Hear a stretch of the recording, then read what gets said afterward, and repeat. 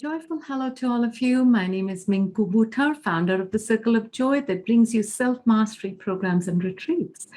It gives me great joy to bring to you this season's talk show, a series of interviews on choosing joy, secrets, and stories from all over the world. It is my diligent attempt to show you that joy is not a hockey-pocky, frivolous concept, but a discipline, a way of life much needed. If you want to be resilient, radiant, and unstoppable like a runaway train. So subscribe to my channel so that you can tap into the wisdom of people from all over the world. I will see you there. Hi, everyone. Welcome back to the 37th episode of this talk show, Choosing Joy, Secrets and Stories Around the World. My name is Minnku Buttar, your host from India. Well, the last month, as I was talking to our speaker earlier, just a few seconds ago, has been quite a mixed bag of emotions and I would say invigorating, engaging, and joyous on one side, with celebrations, but it was also exhausting. It was frustrating, overwhelming at times, and it came as a package. And I realized every time I drowned a little bit in overwhelm is that I was not listening to what the universe really had to say.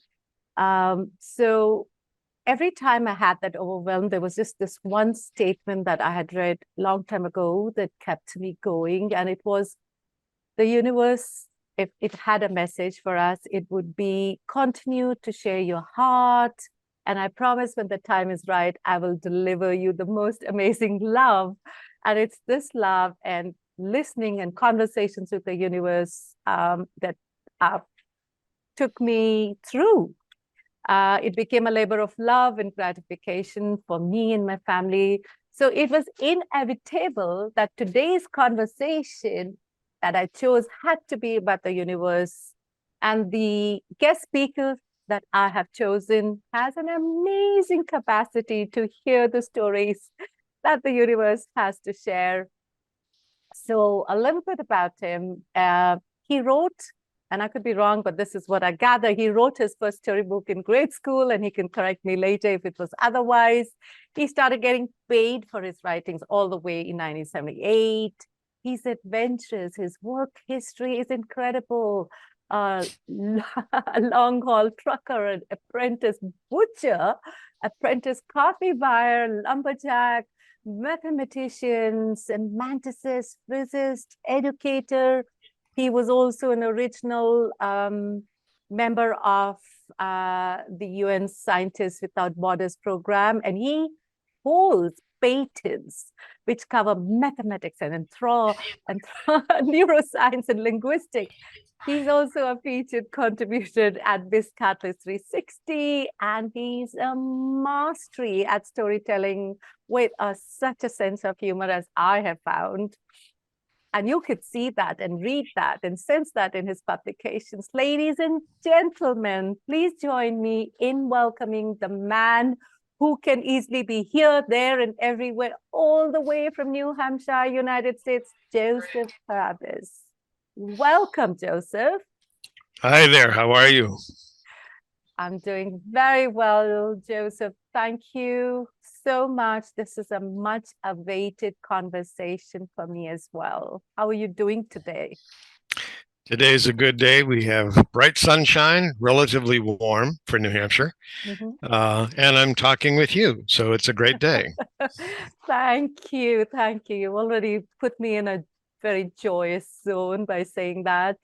Now, Joseph, you have been called intriguing and multidimensional.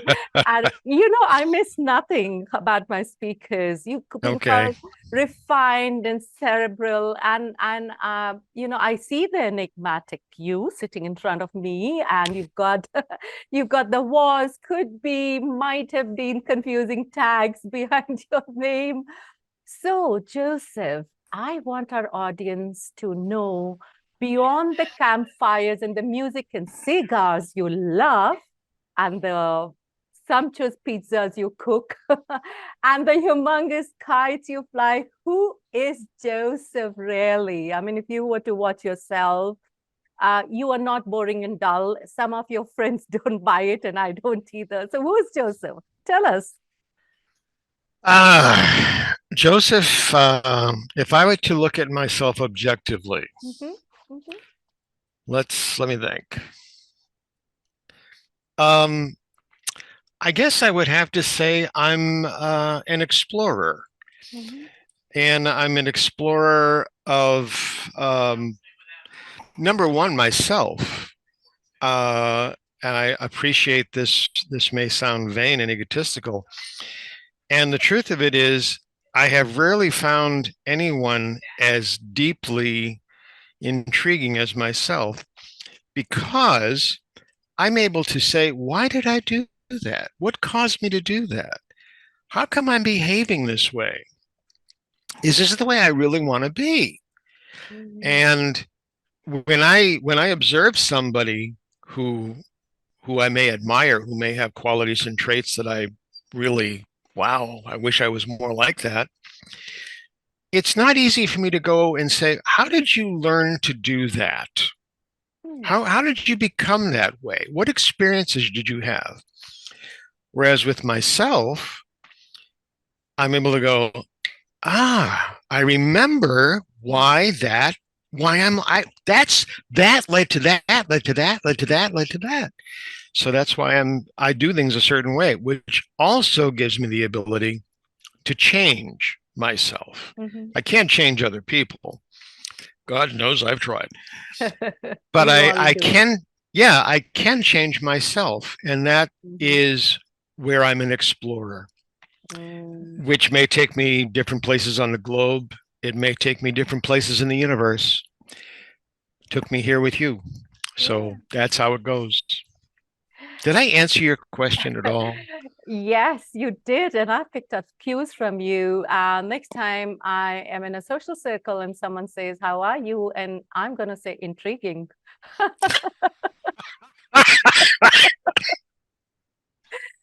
And I think that's a great social conversation opener. I'm absolutely saying that, and I'm very happy to share with you what happens in India. I bet you 90% people are going to be so confused, and they say, "Excuse me, but I need to go get a drink," because it's very generic, it's very conventional. There's a standard way people. But I love two things that you said. One is this conversation that we can have always with ourselves. I always call myself, Joseph, a seeker. I love that you said explorer. I think a seeker is a little bit more kind of fishing around, seeking. Explorer pretty much sounded to me a very open-hearted exploration of the world and the universe, right? Yes. Let me give you some examples. I was told, number one, going along the lines of exploring and being dull and boring, I went to college 3 times and I failed out 3 times. I was never a good student, in high school, in school. Mediocre as all heck, primarily because I was bored. Yeah. And when you're bored, you never want to, put yourself onto anything.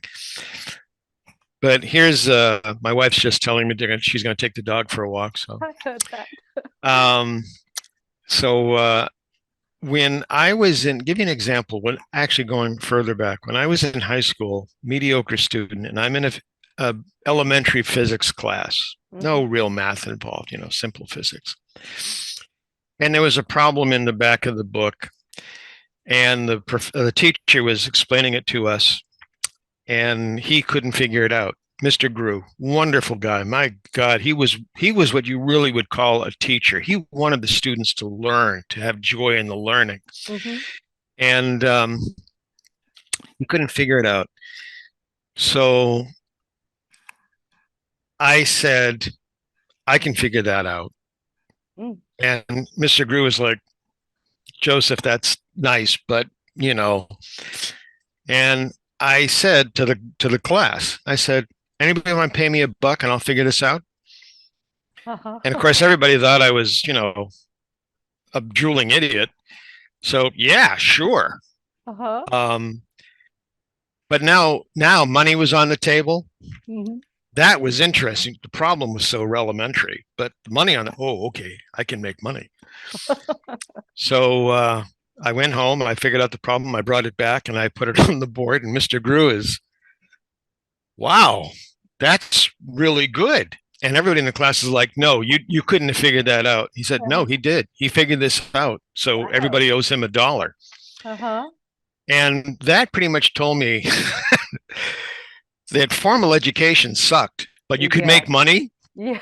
Oh God, yeah. Now I'm exploring that. And I'm in college. At one point in college, I'm studying physics. I'm not doing well. Mm. So I happened to ask a professor, do you think I'll ever make it as a physicist? Mm-hmm. He said, no, I don't think you have what it takes to be a physicist. He literally said that to you? Literally. You got to remember, this is back in the 1970s when there was no such thing as kindness in education, it's tolerance. Yeah. And I looked at him and I said, thank you. You have freed me Yes. from thinking that I have to pursue this, that this is my path. Exactly. And he was, oh my, saying it so, I don't want to crush you. No, you have given me freedom. Wow. I can now do what I want.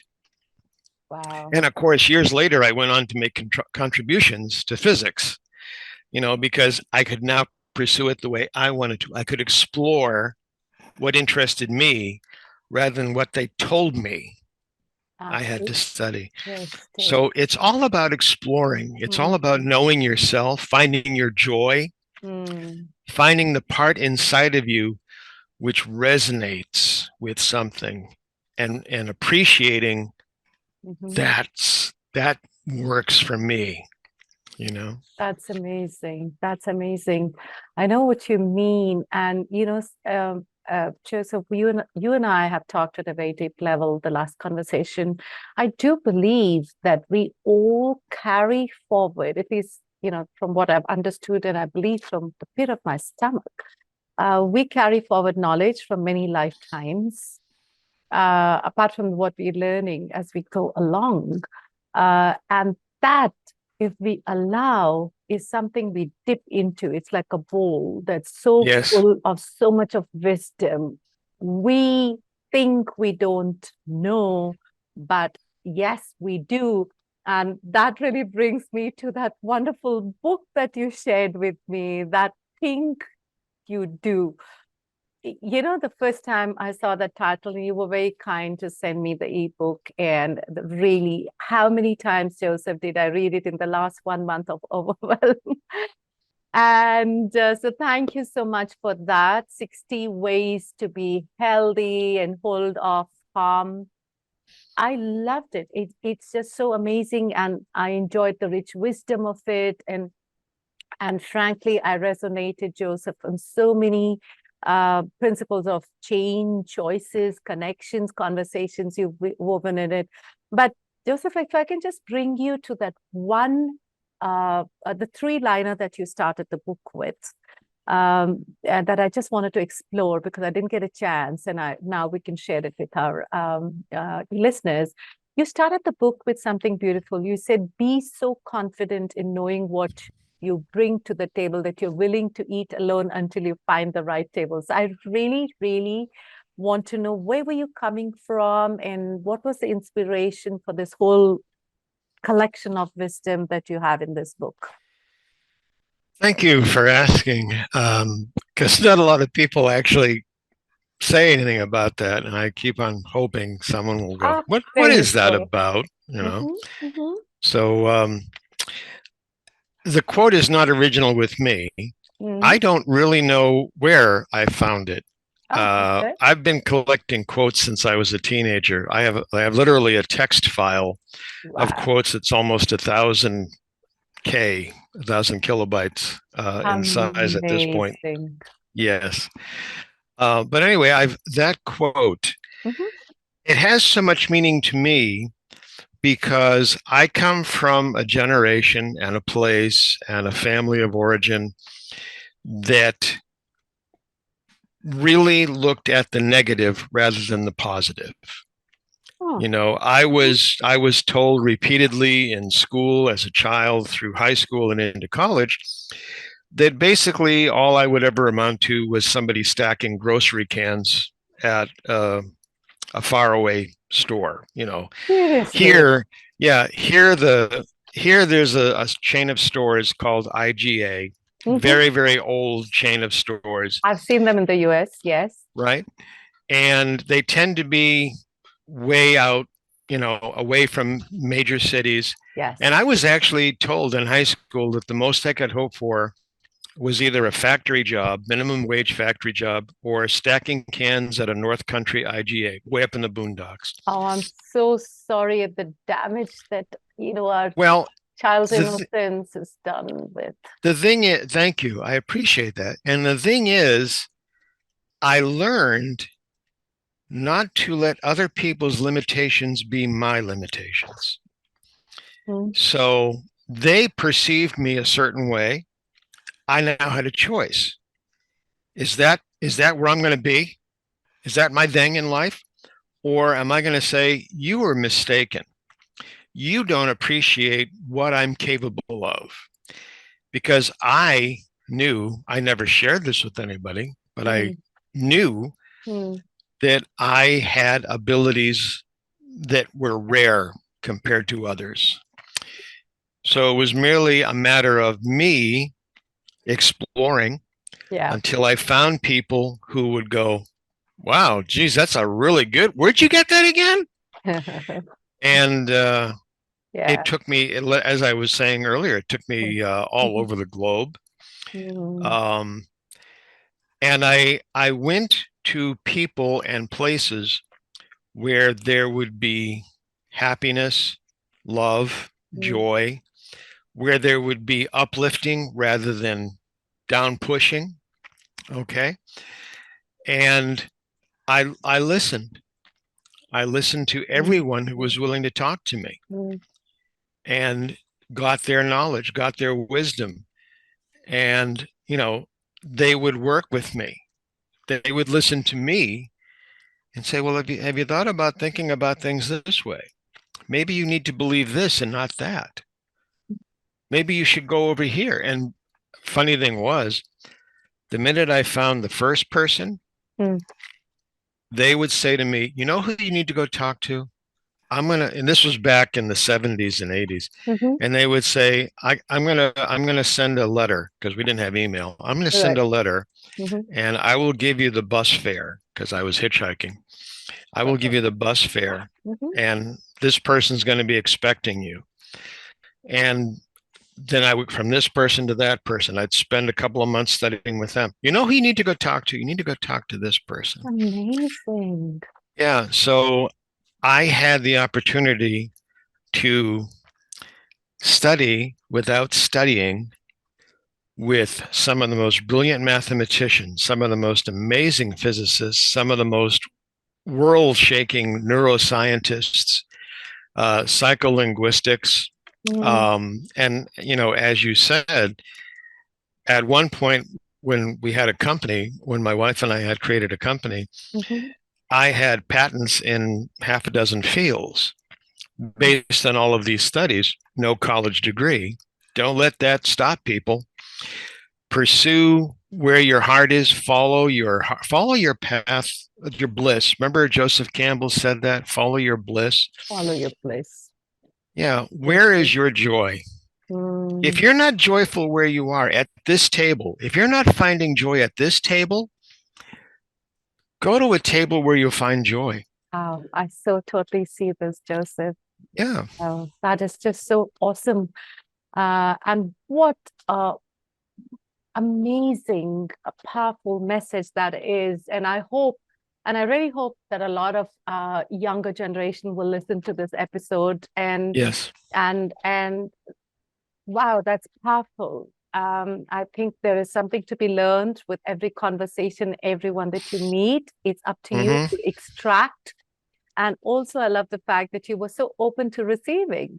I think it's when your walls, first of course, your Yeah. ego in play, right, Joseph? And secondly, when you have walls and you think, I know it, I know enough. I come across people saying, what can you teach me? I mean, I know enough. I have this degree and that degree. Yeah. It's the human experience that really teaches you if you're willing to listen from people in the universe. And there were other philosophical ponderings in this book, Joseph, that I thought we should maybe share some aspects. Sure. I mean, they were very thought-provoking to me. This book that for example, in the book, you talk about relationships and how to manage your work-life balance. And I know that, if I'm not wrong, you have lasted 41 years as a couple. Did I get that right? 42 years now. Yes. Congratulations. Thank you. That's a lifetime, and much, much, and many, many more to you. But Joseph, share a little bit. I mean, tell us a little bit about the secret recipe. What does it take? You've talked about it so beautifully. What did it take for you to manage this work-life balance and the change that comes along with it? One thing that I have found really helpful is to appreciate change and to recognize I may not like all the changes, but they're going to come anyway. I've known people in my life who have been very, very firm, very adamant. I don't change. I'm the same as I always was. Well, number one, you've gone 2 sizes up in your waist on your pants, so, and your hair is gray and your beard, Yeah, they don't see that. Yeah. Yeah. So I was my maternal grandfather actually raised me until he passed. And he was he and that grandmother were very kind and loving people. My parents, not so much, but he and my grandmother were. So they taught me a lot of this stuff. You mentioned the principles. A lot of them originated with him. And I know he got them from people he studied with. He gave me that desire to learn. So one of the things was embrace change, accept it, recognize it. And one of his teachings, and I've heard this echoed in so many different belief systems, so many faith systems, so many philosophical systems, we don't know if this is a good thing or a bad thing. We know it's a thing. It happened. That's it. And you can't change it. You can change your perception of it. Everything. This is the thing that I had to hold on to a lot of times in my life, because life has not been easy. Yeah. But one of the things that I've really had to hold on to is everything that happens is an opportunity. You have to recognize the opportunity. If it's not an opportunity, if it doesn't lead you somewhere else, okay, that's your challenge right there. You need to change because it's done. It's here, right? So if you think I'm stuck, I'll never get out of this. You need to rethink. Which way am I being pointed? I've had, in this past couple of weeks, I've had to make some decisions about my life, about where I want to be over the next 30 years. If my family history is correct, I got about 30 years left. Yeah. So I've had to make some decisions, and they were not easy decisions, but okay, I made them. And you know what? If tomorrow, if next week, if in a year, I realize, I should have gone the other way, change. Okay, change. Nothing is ever lost. The world is made for us to gain from, to learn from. That's amazing. Yeah, Joseph. And it's also, I love that, the equanimity and the balance that you can reclaim at any time and any in the winds of change, as they call it, right? Yeah. you could do that. You also talked about, taking your life back, exactly what you're saying. And I think it's so relevant, Joseph, with the pace of and demands of life today. Mhm. We are all going through overwhelm. We all go, a lot of people are going through depression.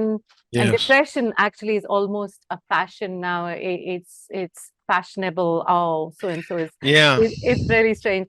So we're talking about what you said. Every time there's change, embrace change, and then pick up your life, take back your life.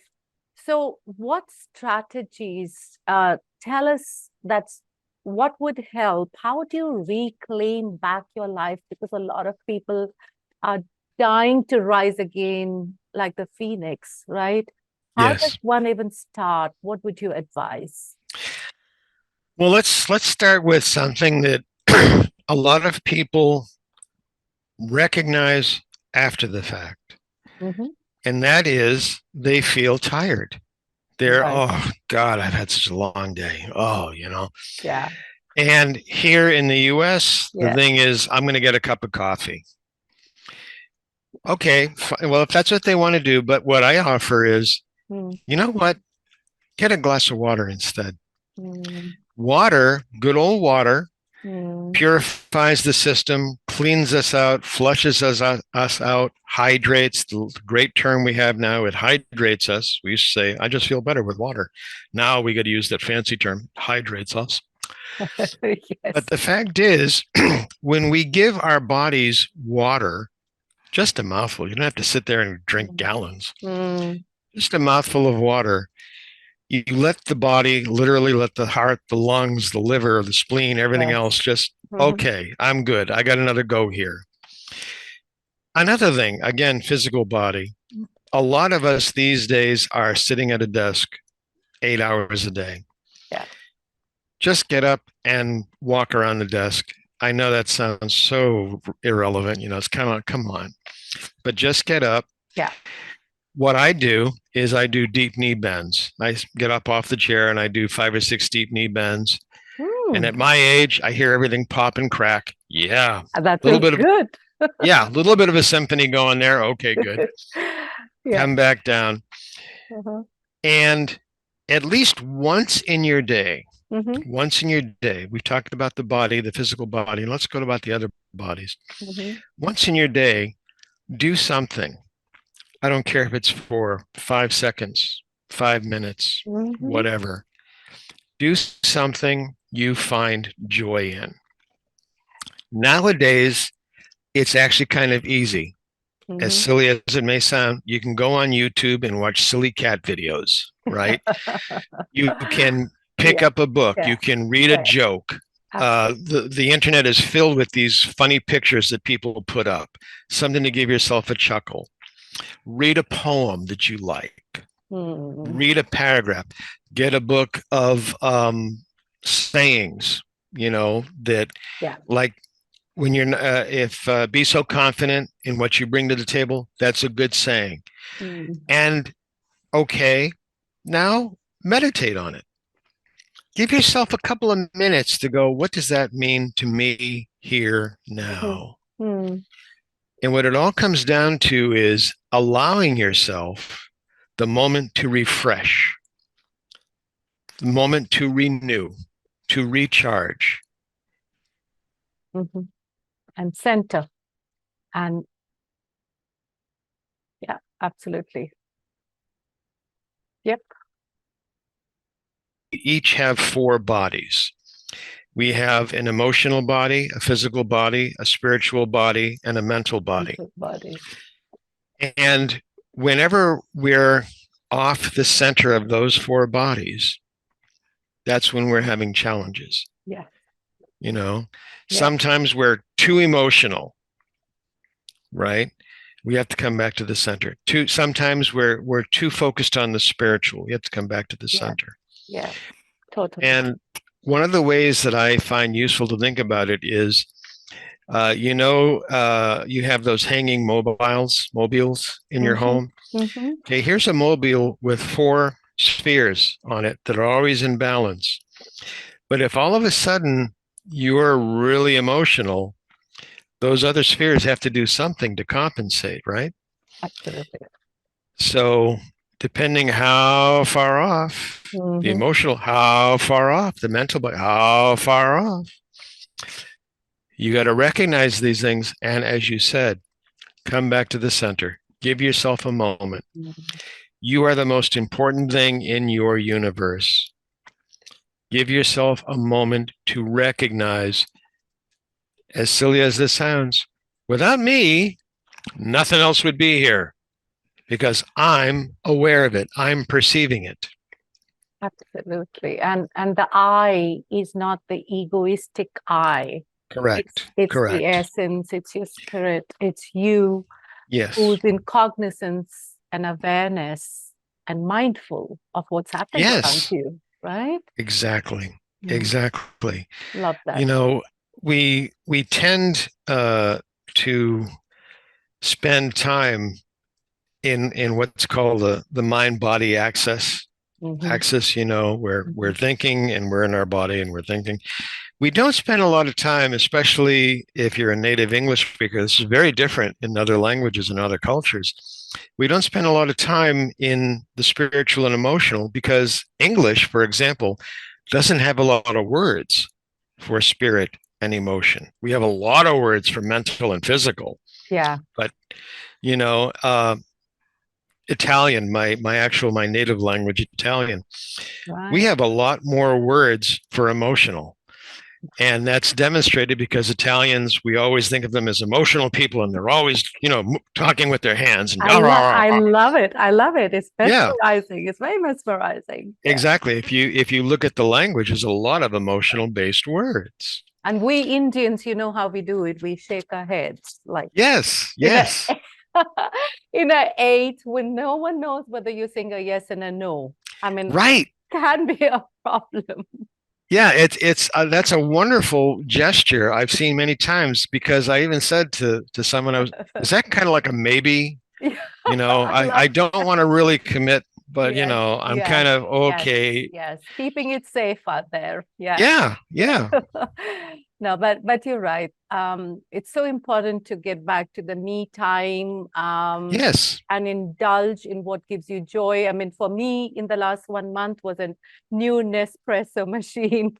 I'm guilty of that. But yes, and I also love, Joseph, how you talk about longiness. Is that how you said it? Loginess, yes. Loginess, the loginess. Oh my God. The terrible mood versus glum. Let's talk a little bit about that. How did you differentiate this glumness from the loginess? That was fascinating for me. Let's tell us more about that. Well, people who are glum, they're kind of, right. You know, you can do anything you want. And loginess is, to me, when people are, but they don't want to leave it. They haven't even got the energy to leave it. You know, you can, if you say to a person who's kind of glum, let's go out, we're going to go for a walk. Yeah, okay, fine. Let's go for a walk. And they'll feel better because they're out in the air, you know, they're walking, their body's getting some exercise. Loginess is when let's go for a no energy or no enthusiasm or what is it? No, the mind has stopped. You know how when you're glum, your body is kind of blah. Imagine the mind is also blah. Imagine your emotions, just, I don't care anymore. Oh, please. Your spirit is like, I don't want to, no. That's it. It's sounding like being stuck in a nightmare. I mean, it's a bad place to be in, right? It is. And the funny thing is, most people don't, number one, they don't have a word for it. So we came up with the word loginess. You're feeling logy, aren't you? Yeah, you're right. I am. And the thing is, the minute you give people awareness, you give them the ability, or they get the ability to change. We cannot change what we're not aware of. The minute we recognize something, that's me, I have the power to change it. The minute we recognize that's that person, we have the power to change it, because we can say, I can't be around you anymore. You're not someone I can be healthy with.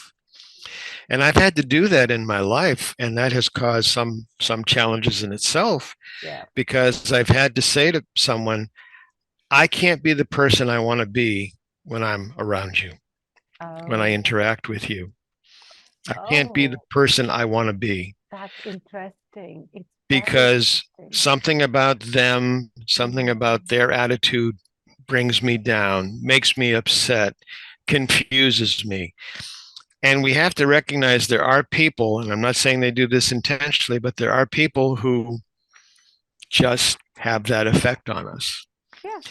So what we can do is, I can back away. I can figure out why I have that effect on people. And I'll give you an example. There was a person I knew in business, and he was a nice person who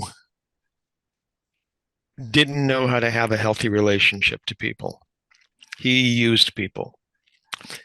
That was just his nature. That was how he was trained to be. Yeah. And I said to him at one point, I said, Frank, I can't be around you. I apologize, but I'm going to end our business relationship now. And he was really upset. I would think so. Yeah. Yeah. Now, that was 10, 15 years ago. And recently, through one of those great things that happens in the world, I encountered him again. And, geez, I haven't seen him in a long time. Frank, how have you been? I'm having a good conversation with him. And he's changed his life around. He's having a healthy, what I consider a healthy relationship, meaning a not abusive relationship, and a relationship where he and his partner are working together to make their lives better. Good for you. Amazing. But we have to take care of ourselves first before we can help anybody else. So tell me now, obviously we're all made of energy, and this is really great. I think it takes a lot of courage to be around people who, I wouldn't say outrightly toxic, but people who don't make you feel good about yourself. And I think there is a lot of honesty in saying it like that versus keeping that ambiguous quality around a relationship where they don't know whether they are coming and going with you, around you, and vice versa. I think I like this, and it's a great shout out to our listeners as well, that wake up and smell the coffee when things are not going right around people. It's time to do a personal inventory almost, right? Yes. And along those lines, what I share with people is, what I do to respect myself. It's not that I'm disrespecting them. Yes. It's not that I'm not saying you're a bad person. You're living your life, and you're having a life. Yes. This is for me. I need to respect myself. And part of respecting myself is moving on, moving beyond.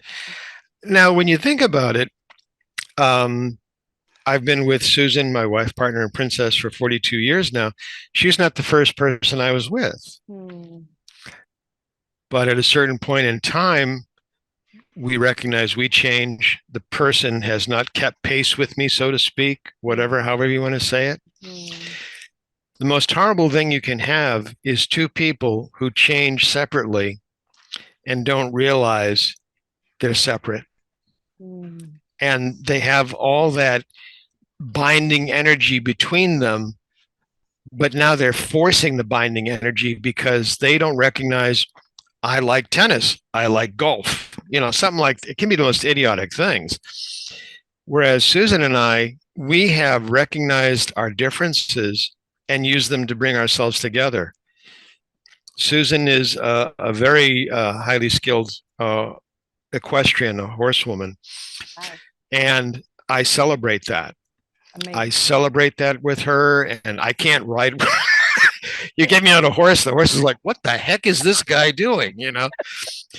And I'm on the horse going, can I get off now? Please let me get off now. I'm no good with a horse. But you've given her space. Right. In Yeah. where And she's joyous most. exactly. And I fly what most people would consider very large kites. And Susan is happy to be with me doing it. She gets a book, she gets a lawn chair, and reads a book, or she does her knitting. Yeah, have fun, Joseph. Oh, that one got you off the ground. Good job. I'm laughing my head off. But it's we allow each other to have our differences, and we use those differences to be together. That is so amazing. Does she know that you can talk to her horse? Did she know that? Do you know that I can talk to your heart, dear? Yeah, she just said yes. Yes, because I know that, when I read a little bit about your, what was it? You had your book, the Tales Around Tales Told Round Celestial Campfires. Right? Yeah. And you've mentioned how, the universe talks to you. And I think to all of us, if we're in tune with our universe, it's those divine whispers, that guide us and connect us and wake us up. And that's really how our conversation, Joseph, originated between the two of us. So I know that you're very connected and, you've had this download of information without going to the university. You're listening to the universe. Now, what would your advice be? How is it that we can listen to what the universe, this is so powerful. How do you even tune in, Joseph? Where does someone start? How do you get aligned? For myself, listening to the universe began with listening to me, because when there's a saying that I like, and that is, don't teach a person how to walk in their shoes until you've walked in their shoes. And don't take advice from somebody who's not lived the life you've lived. Don't take advice from somebody who's not where you want to be. So, okay, what did I want to be? I wanted to be a nice person. I wanted to be a caring person. I wanted to be a giving person, a loving person. All right, okay. Do I have those things inside of me? Well, if that's what I want, I'm guessing I don't have them enough, or I need more of them. Where do I find them? Listen to the universe. Is the universe telling you to go to a university? Is the universe telling you to go to a library? Well, in some cases, the universe was saying, go study Nicholas of Cusa. Go study the Mahabharata, which I always tell people, have you not read the Upanishads? You have to read. And people are like, what is that? Is that like a cooking book? No.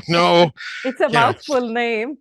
Really, but I apologize if I'm going to preach to the choir, but if you are a Western civilization trained person and have not looked at the Mahabharata, you are lost. Oh, amazing. There is so much power in that.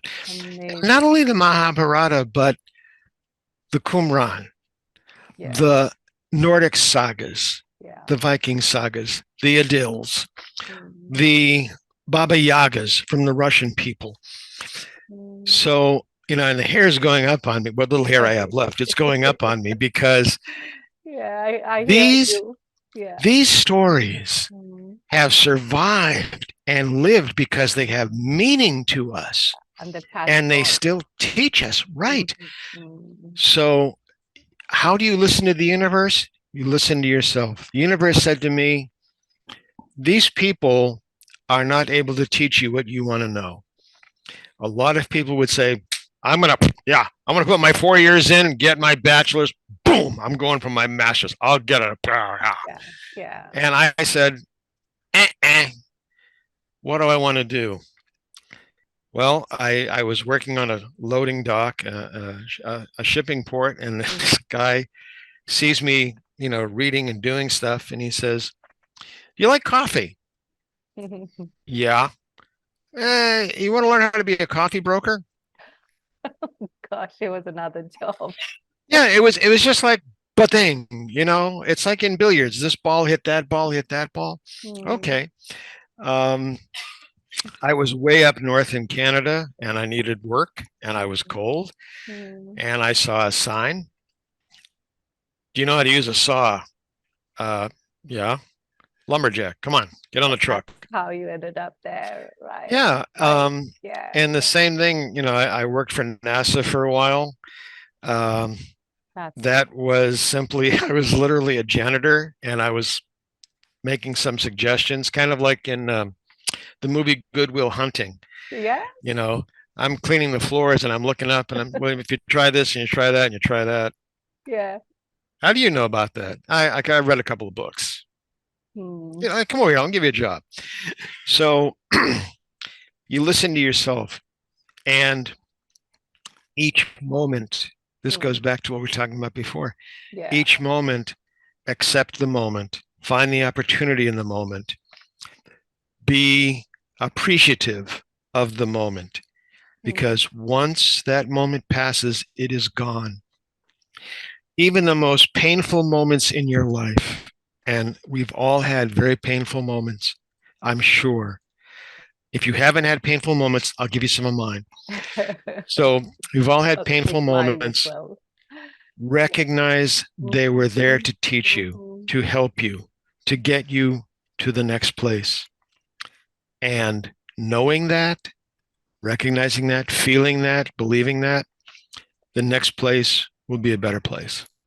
Oh, thank you. Thank you so much, Joseph, for that amazing wisdom, for letting our audience know, listen to your hearts, listen to the universe, stay connected, stay aligned, come back to your center always.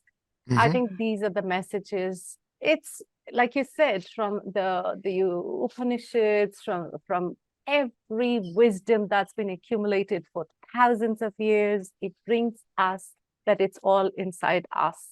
We just need to be open to listening to ourselves and the universe that shows you the signs everywhere.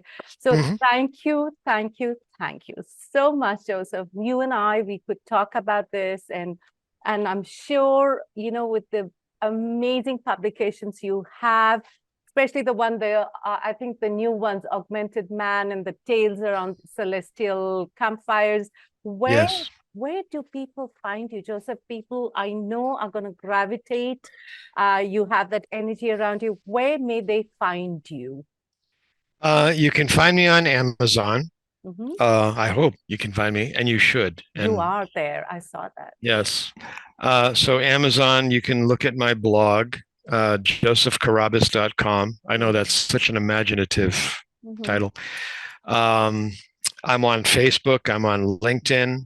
I'm on Twitter. I don't spend a lot of time on Twitter lately because I've been so busy getting my next book ready. But, send me an email, reach out, message me, direct message me, or message me through these platforms. Happy to chat. Happy to share what I know. I don't think I'm that difficult to find. Yeah. But, I ask everyone to appreciate sometimes something over here is going to require my attention. And I may have to say, I really want to chat with you. Can we schedule a time to do it later? I think that works for everyone. Yeah.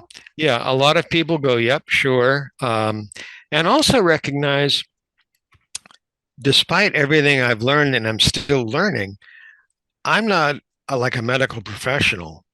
I may say to you, I think you need to go talk to a physician, to a psychologist, to your spiritual leader,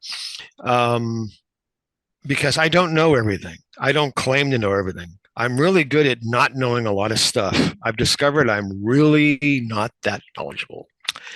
So I There you may, are. There you are, Joseph, being exactly what we're not ready to take. You keep throwing yourself in that arena of dull and boring, and that you're not. I think you underplay your capacities. You have a pulse on life. You have a pulse on everyone's energies, and I celebrate you, Joseph. thank Truly. you. Thank you. Yes.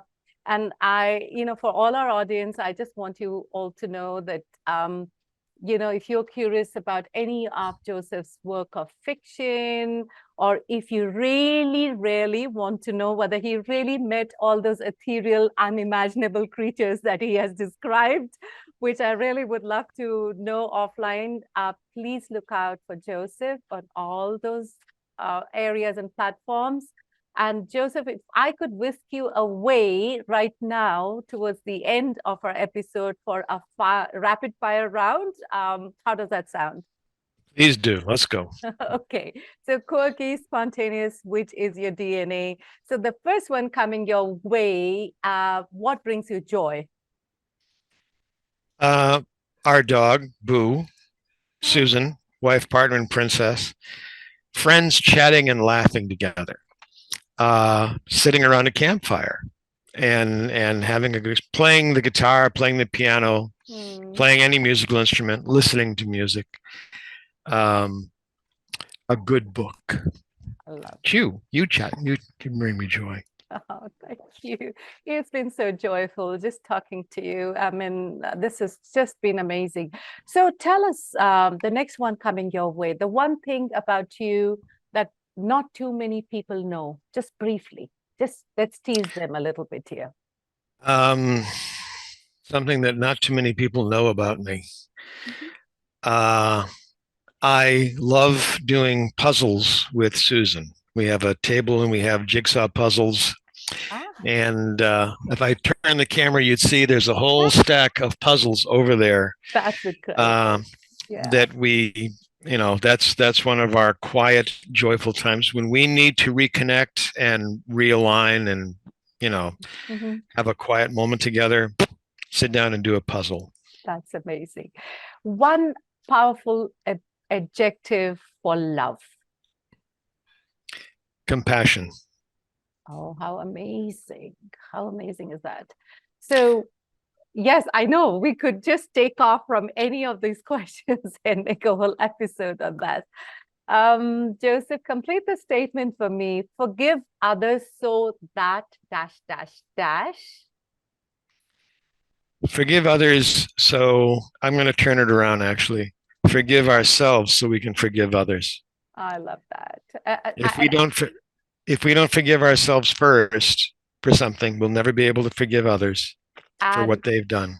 And I'll just link that back. Forgive others so that you can forgive yourself. Forgive yourself or unburden yourself. Yes. Yes. Because it's a lot of baggage we carry with all that. So what's the friendliest surreal creature you have met in dreams or reality? I know you'd love this one.